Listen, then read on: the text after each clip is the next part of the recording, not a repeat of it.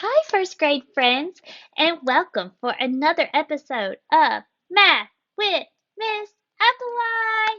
It is so good to see you, and I am so excited to learn more about equal parts with you. We talked about on Tuesday, Lola and her friends were working to create equal shares of the items that they had in their picnic baskets. And we talked about making equal shares with the Skittles, and we talked about making equal shares or parts of our shape.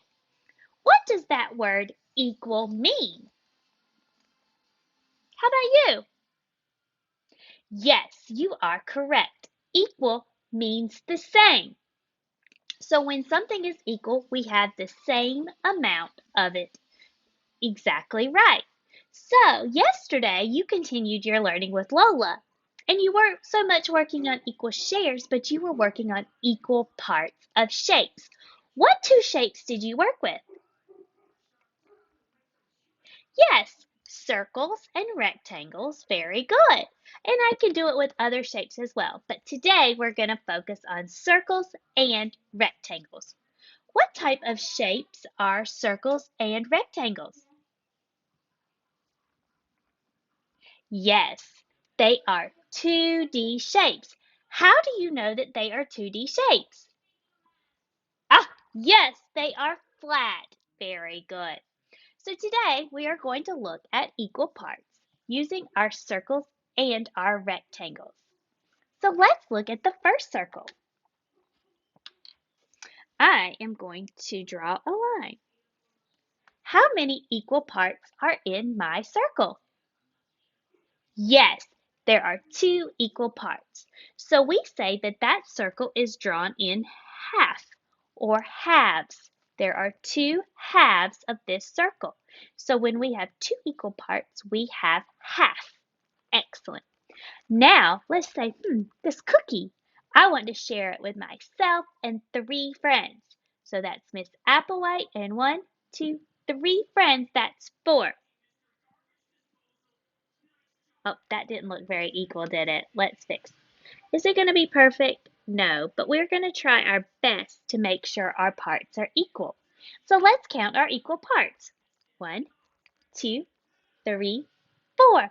Four equal parts. So you can hear that called as quarters sometimes, or fourths. When there are four equal parts, it is divided into quarters or fourths. Then we have our rectangles. So our cake or our Hershey bar.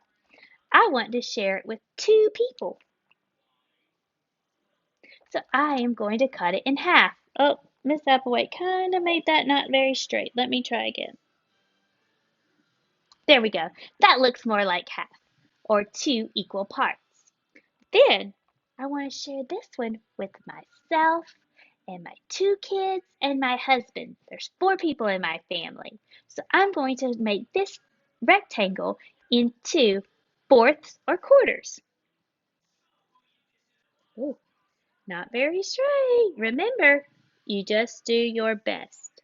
And if you have to erase, that's okay. Good. So now I have four equal parts. So that is quarters or fourths.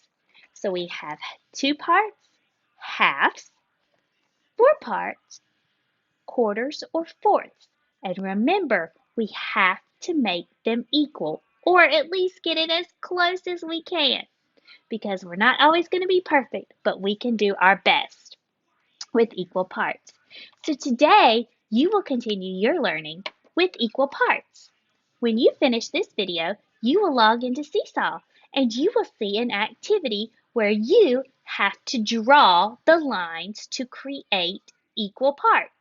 It will ask you to make these shapes into two equal parts or halves. So you will draw your line as best as you can to try to make your parts equal or the same. That's right. Then you will see where it asks you to draw your lines to make your shapes into four equal parts. I can call that quarters or what's the other word? Fourths. You got it. That's right. So when we have four equal parts, it can be quarters or fourths. I can't wait to see all the great work you do dividing your shapes into equal parts. And I will see you next time. Keep learning!